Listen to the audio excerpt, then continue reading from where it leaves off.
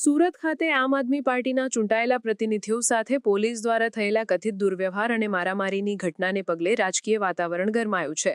આ બનાવના વિરોધમાં આમ આદમી પાર્ટીના પ્રદેશ સંગઠન મંત્રી રામભાઈ ધડુક અને શહેર પ્રમુખ ધર્મેશભાઈ ભંડેરીના નેતૃત્વમાં એક પ્રતિનિધિ મંડળે સુરત પોલીસ કમિશનરને રૂબરૂ મળીને આવેદનપત્ર સુપરત કર્યું હતું। આ મુલાકાતનો મુખ્ય હેતુ જવાબદાર પોલીસ અધિકારીઓ સામે તાત્કાલિક અસરથી પ્રાથમિક માહિતી અહેવાલ દાખલ કરાવવાનો હતો। આ ઘટના 17 સપ્ટેમ્બર 2025ના રોજ સુરત મહાનગરપાલિકા દ્વારા સંચાલિત એક નવનિર્મિત હોસ્પિટલના લોકાર્પણ સમારોહ દરમિયાન બની હતી। આમ આદમી પાર્ટીના જણાવ્યા અનુસાર આમંત્રણ હોવા છતાં કાર્યક્રમમાં ભાગ લેવા પહોંચેલા વિપક્ષના નેતા પાયલબેન સાકરિયા અને અન્ય નગરસેવકો સાથે પોલીસે ઘર્ષણ કર્યું હતું અને તેમની અટકાયત કરી હતી। આરોપ છે કે અટકાયત બાદ તેમને લગભગ 1.5 કલાક સુધી પોલીસ વેનમાં શહેરમાં ફેરવવામાં આવ્યા હતા। વધુમાં પાયલબેન સાકરિયાની તબિયત લથડવા છતાં તેમને સમયસર તબીબી સારવાર પૂરી પાડવામાં આવી ન હતી અને તેમની સાથે મારામારી કરવાનો પ્રયાસ પણ થયો હોવાનો આક્ષેપ કરવામાં આવ્યો છે। આમ આદમી પાર્ટીએ આ સમગ્ર ઘટનાને ગંભીરતાથી લઈ જવાબદાર પોલીસ અધિકારીઓ વિરુદ્ધ કાયદેસરની કાર્યવાહી કરવાની ભારપૂર્વક માંગ કરી છે। પાર્ટીએ સ્પષ્ટ ચેતવણી આપી છે કે જો આ મામલે સકારાત્મક પગલાં લેવામાં નહીં આવે તો તેઓ ન્યાય મેળવવા માટે અદાલતના દરવાજા ખખડાવશે। આ ઘટનાને પગલે વિપક્ષના નેતાઓ અને કાર્યકરોમાં પોલીસની ભૂમિકાને લઈને ભારે રોષ જોવા મળી રહ્યો છે। સંગઠન મંત્રી છે અને ભરૂચથી લઈને વાપી સુધી પાર્ટીનું સંગઠનનું કામ જુએ છે। અમારા શહેર પ્રમુખ છે ધર્મેશભાઈ ભંડેરી અને પૂર્વ વિપક્ષ નેતા છે મહેશભાઈ પણ અમારા ઉપનેતા છે અને બેન છે અમારા વિપક્ષ દંડક છે રચનાબેન હિરપરા પાછળ કાઉન્સિલર સંગઠનના સાથીઓ છે જેમની સાથે આ ઘટના બની છે એવા અમારા વિપક્ષ નેતા પાયલબેન આજે તે હજી હોસ્પિટલની અંદર ટ્રીટમેન્ટ માટે ગયા હોય આવી નથી શક્યા। સાહેબ અતિ ગંભીર મુદ્દાને લઈને અમે આવ્યા છીએ અને ક્યારેય અમે પોલીસ તરફથી આવું ક્યારેય કલ્પના નહોતી કરી એવી ઘટના બની છે જેમાં યોગ્ય ન્યાયિક તપાસ થાય એફઆઈઆર દાખલ થાય અને જેમનું પણ જે આ કૃત્ય કર્યું છે એમને નોકરીમાંથી બરતરફ કરવામાં એવી માંગ લઈને આવ્યા છીએ। તમારા આગેવાનો રજૂઆત કરી શકો ને રામભાઈ સાહેબ 2 દિવસ પહેલા તારીખ 17ના રોજ સાંજે 5 વાગ્યાની આસપાસ સુરત મહાનગરપાલિકામાં જે એક હોસ્પિટલ મંજૂર થઈ હતી 50 બેડની હોસ્પિટલ એનો શુભારંભ લોકાર્પણ હતું। એટલે સ્વાભાવિક છે કે અમારા વિસ્તારમાં હોય તો અમારે જવાનું હોય અને અમને માનનીય મ્યુનિસિપલ કમિશનર શ્રી તરફથી નિમંત્રણ પણ હતું કે ભાઈ આ આપણા માટે એક નવું પ્રકલ્પ બને છે તૈયાર થઈ ગયું છે અને એનું આપણે લોકાર્પણ કરીએ છીએ તમે સૌ આવજો। તો અમે સૌ ત્યાં ગયા। લગભગ 5 કાઉન્સિલર અમારા હતા વિપક્ષ નેતા સાથે 4-5 કાર્યકર્તાઓ હતા। અમે જેવા ગાડીમાંથી ઉતર્યા એટલે પોલીસે તમને ઘેરી લીધા। અમે કીધું શું કામ ભાઈ? કીધું કે ના તમને અહીંયા એન્ટ્રી નહીં। કીધું શું કામ? પણ શું કારણ છે? તમે તો જાહેર જનતા માટે ખુલ્લું મૂકો છો, જાહેર આમંત્રણ આપ્યું છે, પેપરમાં પાને જ બધે ચડાવ્યું છે કે આપણે ખુલ્લું મૂકીએ છીએ, અમે તો ચૂંટાયેલા પ્રતિનિધિ છીએ, આ જ વોર્ડના છીએ, અમારી માંગથી જ આ હોસ્પિટલ બની છે, તો અમારે એના શુભારંભમાં ઉપસ્થિત નહીં રહેવાનું? તો કે નહીં તમે વિરોધ કરવા આવ્યો છો। કીધું અમે ક્યાં તમે જોયું કે વિરોધ કરવા માટે આવ્યા છીએ? અને અમે જ્યારે વિરોધ કરવાના કાર્યક્રમ ગોઠવા તેથી તમારા પોલીસ તંત્ર દ્વારા અમને પૂછવામાં આવે છે કે તમે વિરોધ કરવાના છો તો અમે ખુલ્લી છાતી એમ કહીએ છીએ કે હા અમે વિરોધ કરવાના છીએ અને એનું આ કારણ છે અને નથી વિરોધ કરવાના તો નથી કરવાના, સીધી વાત છે। અને 5 જણા લઈને અમે શું વિરોધ કરવા આવવાના? જેથી વિરોધ કરવા માટે આવશું તેથી 100 જણા લઈને આવશું અને કરીશું, આખી ટીમ આવશે। એટલે આજે અમે વિરોધ કરવા માટે નથી આવ્યા, આજે તો જનતાના હિતમાં એક હોસ્પિટલ ખુલ્લી મુકાઈ છે તો અમને ખુશી છે કે અમારા વિસ્તારના લોકો માટે અમે માંગ કરી હતી। કોરોના કાળમાં આ પરિસ્થિતિ આપણે જોઈ હતી કે લોકોને બેડ નહોતા મળતા, ઓક્સિજન નહોતા મળતા, દવાઓ નહોતી મળતી અને એ પરિસ્થિતિ સમયે અમે ચૂંટાણા અને અમારી માંગ હતી કે ભાઈ આ વિસ્તારના લોકો માટે આરોગ્ય સુવિધાઓ હજી મજબૂત બનાવવી પડે, આપણે બેડની વ્યવસ્થા વધારવી પડે અને એના ભાગરૂપે અમે માંગ કરી હતી અને માંગના ભાગરૂપે અમારી માંગ મંજૂર થઈ અને એક 50 બેડની હોસ્પિટલ ત્યાં મંજૂર થઈને બનીને તૈયાર થઈ। તો ત્યાં અમારા વોર્ડમાં બની છે, અમે ખુદ એ માંગ કરવાવાળા છે, અમે એના ચૂંટાયેલા પ્રતિનિધિ છે, 25-25 હજાર લોકોએ અમને મત આપ્યા છે, આખા સુરતમાં થઈને 16 લાખ લોકોએ અમને મત આપ્યા છે, એના અમે પ્રતિનિધિ છે ને અમારે ઊભું નહીં રહેવાનું? અને ભાજપના શાસકો પોલીસ તંત્રનો દુરુપયોગ કરે, પીઆઈને સૂચના આપે કે ભાઈ અમને ભરીને લઈ જાઓ એટલે અમને ભરીને લઈ જવાના સાહેબ? અમારો શું એવો ગુનો? શા માટે અટકાયતી પગલાં? અટકાયત ના સાહેબ આટલેથી વાત નથી અટકી, તમે અમારી વાત સમજજો ને તમે સાંભળવાના હોય તો જ અમે રજૂઆત કરી, નકર સાહેબને મળી લેવું। હા એટલે અમે આ માંગ એટલા માટે આવ્યા કે એટલેથી અટકવું નથી। આની પહેલા અમારી અનેકવાર ધરપકડ પોલીસ તંત્ર દ્વારા કરવામાં આવી છે, ક્યારેય પોલીસ સાથે ઘર્ષણ નથી થયું, કોઈ દિવસ અમે પોલીસનો વાંક નથી કર્યો, પોલીસ એની ડ્યુટી નિભાવે છે, ઇટ્સ ઓકે, અમને કાંઈ વાંધો નથી। પણ આ દિવસે એવું બન્યું કે એક બેન એમાં પીએસઆઈ હતા જે સિવિલિયન ડ્રેસમાં હતા, અન્ય ડી સ્ટાફના માણસો હતા, આ જેટલા ધરપકડ કરીને અમારા નગરસેવકોને ડબ્બામાં બેસાડી લઈ ગયા એક પણ વ્યક્તિ વર્દી નહોતી પહેરી એટલે અમને સાચી રીતે તો ખબર જ નહોતી કે આ કોણ છે એમ. એક પીએસઆઈ બેન હતા, પેલા આહિર સાહેબે એવું કીધું, પેલા સોરી દેસાઈ સાહેબે કે પીએસઆઈ છે ને આ બધા છે એમ.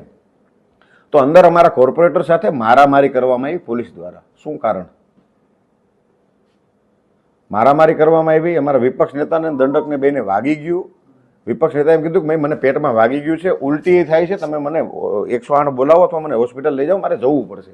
તો કે ના ના, તમને ઉલટી થતી ત્યાંથી બારીમાંથી ઉલટી કરી લ્યો. પોલીસનો જવાબ છે કોઈ? પોલીસ તો પછી માણસ તો પેલા આપણે હોઈએ ને, પોલીસ તો પછી છીએ. અમે નગરસેવક જનપ્રતિનિધિ પછી છીએ, પેલા માણસ તો બનીએ આપણે. માણસ બન્યા વગર કોઈ પોલીસ બની જાય, કોઈ નગરસેવક બની જાય, કેવી રીતે ચાલશે? અને છતાં એમની વાત નથી માનતા. આટલેથી વાત ન અટકી. 1.5-2 કલાક સુધી આ પોલીસ વેનને શહેરના અલગ અલગ ભાગમાં પોલીસ વેન ભટકાવ્યા રાખી, રાઉન્ડ લગાવ્યા રાખી. એટલે એમને એમ થયું કે આ હોસ્પિટલ નહીં લઈ જાય, પેલા બેન છે એ વધારે બીમાર થશે, કંઈક વધારે ઈજા થઈ જશે. એટલે અમારા એક નગરસેવક વિપુલભાઈ અહીંયા છે, એમને 100 નંબરમાં ફોન કર્યો કંટ્રોલ રૂમમાં અને કીધું કે આવું બન્યું છે, તમે આવો. એટલે બહુ સારું કહેવાય કે કંટ્રોલ રૂમમાં ફોન લાગી ગયો, ઉપાડ્યો ની પાછા આવ્યા, પીસીઆર વાન આવી અને એને કીધું કે ભાઈ તમારું પોલીસ વાન ઊભી રાખો, અમને આમાંથી ફોન આવ્યો છે ને અમારે એમને મળવું પડશે ને એમને લઈ જવા પડશે. પોલીસ વાન ઊભી નથી રાખતા, ઊભી તો નથી રાખતા, પણ એ રોડ ઉપર પીએસઆઈ બેને પેલા ડ્રાઈવરને સૂચના આપી તું ઝડપથી ભગાવ. પેલા પીસીઆર વાન ડ્રાઈવર પાસે આવીને ઇશારા કરીને હાથ ઊંચો કરીને કહેશે તું ઊભી રાખ, ઊભી રાખ, પણ ના, ઊભી રાખ્યા નથી. છેલ્લે કમિશનર સાહેબને દરમિયાનગીરી કરી અમારા નગરસેવકોએ ફોન કર્યો અને કમિશનર સાહેબે એમાં દરમિયાનગીરી કરીને સૂચના આપી કે ભાઈ શું છે, ક્યાં લઈ જાવ છો, શું છે? તો કે આવું છે કે હજીરા પોલીસ સ્ટેશન લઈ જાઓ, પેલા ઊભી રાખો ગાડી. પછી ગાડી ઊભી રાખી હજીરા પોલીસ સ્ટેશન. 1.5-2 કલાકના અંતે પછી 108 ને અમે બોલાવીને એને લઈ અને અમે સ્મીમેર હોસ્પિટલ ગયા, એક દિવસ એડમિટ રહ્યા અને ત્યારબાદ બીજે દિવસે પૂના પોલીસ સ્ટેશન ગયા. અમે ફરિયાદ નોંધાવવા માટે ગયા તો એસીપી સાહેબે ત્યાં હાજર હતા ને પીએ સાહેબે હાજર હતા. એને કીધું સારું અમે તપાસ કરી લઈશું, જે હશે અમે જોઈ લઈશું, ફલાણું છે ઢેકડું જે છે. એટલે અમે સરકારે જવાબ આપી દીધો. અમારા ઉપર એફઆઈઆર નોંધવામાં આવે સાહેબ, કોઈને પૂછવામાં નથી આવતું.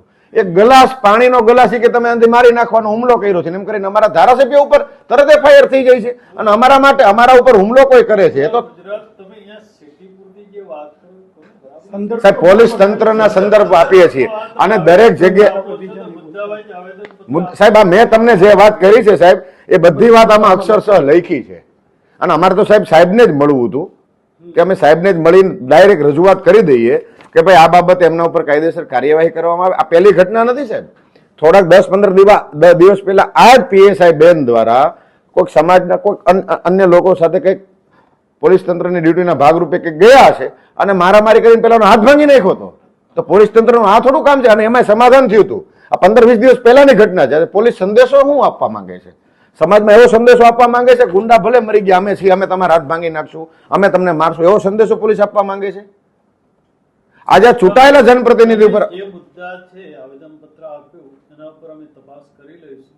તમે આટલું ઘણા બધા મુલાકાતી બી રહેશે, આટલી બધી રજૂઆત કરો સાહેબ. અમે તો જનતાના પ્રતિનિધિ છીએ. મેં તો સાહેબ તમને પહેલા કીધું તમારી પાસે સમય ન હોય તો રહેવા દો. અમે તો બહારથી નહીં કીધું કે અમે સીપી સાહેબને મળશું, 2 કલાક પછી આવશે તો સાહેબ મુદ્દા વાઇઝ તો તમને વાત નહીં કરીએ સાહેબ. આટલી જ છે હવે, આટલી જ વાત હતી, આંધી વિશેષ નથી. અમારી આટલા જ છે. વાત એવી છે અમે ઘણી બધી વખત રજૂઆત કરવા માટે સંસદમાં કરી છે. આ મુદ્દો ખૂબ ગંભીર છે, બરાબર, અને ચૂંટાયેલા જનપ્રતિનિધિ વિપક્ષના નેતા છે, એમની સાથે આ વસ્તુ થતી હોય તો ખૂબ ખોટો મેસેજ જાય. આ ગંભીરતા બાબતે અમે એસીપી ડીસીપી સાહેબ સાથે પણ ચર્ચા કરી છે. અમારું એક પ્રદેશમાંથી ડેલિગેશન વિકાસ સહાય સાહેબ ડીજીપી છે, એમને પણ મળવા જવાના છીએ. અમને એવું ચોક્કસ વિશ્વાસ છે કે કમિશનર સાહેબને મળીએ, કેમ કે દરમિયાનગીરી કરી હતી તો ચોક્કસ થશે, નહીં થાય તો પછી અમારે કોર્ટમાં બી જવું પડશે. આજે અમે અપેક્ષા સાથે આપ સાહેબને રજૂઆત કરવા માટે આવ્યા છીએ કે આમાં ગંભીરતાથી લેવી જોઈએ. બિલકુલ એની તપાસ અમે કરીશું. અમારી એફઆઈઆર નોંધવાની છે સાહેબ. એફઆઈઆર તપાસ કર્યા પછી એફઆઈઆર એવું ક્યાં એવું પહેલા એફઆઈઆર થાય પછી તપાસ થાય. સાહેબ કાંઈ વાંધો નહીં. તમે ધારો કે એમ કીધું કે એફઆઈઆર તપાસ થશે પછી એફઆઈઆર થશે તો અમારા ઉપર તરત એફઆઈઆર થઈ જાય પછી તપાસ તો કાંઈ એવું તો થતું નથી. તો આવું 2 વાત કેમ એક જ પોલીસ તંત્ર દ્વારા અને એક જ શહેરમાં? બીજું સાહેબ આ જ પોસ્ટેની વાત છે પુણામાં, જ્યાં અમે અત્યારે ફરિયાદની વાત કરી છે, એ જ પોસ્ટેમાં આ જ પાયલબેન સાકરિયા એની ઉપર 4 વર્ષ પહેલાનો મોર્ફ કરેલો વિડીયો એક ભાજપના કાર્યકર્તાએ સોશિયલ મીડિયામાં ચલન બેફામ ચલાવ્યો.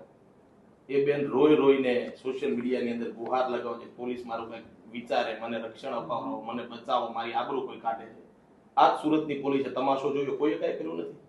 હજુ સુધી પેન્ડિંગ છે, 4 વર્ષથી કાર્યવાહી થાય, તપાસ થાય છે. અને અમે તેમ છતાંય મૌન ધારણ કરીને બેઠા છીએ. ક્યારેક તો કઈ સાંભળશે કોક અધિકારી થારા આવીને સાંભળશે તો અમારામાં હારા અધિકારી તરીકે કોની પાસે રજૂઆત કરવા જવાની? આ તમને વાત કરી, તમે એમ કે ઉતાવળમાં રજૂઆત કરી. સાહેબ 4 વર્ષ પહેલા મારી ઉપર છે ને ગંભીર એટેક 3 વાર થયા છે.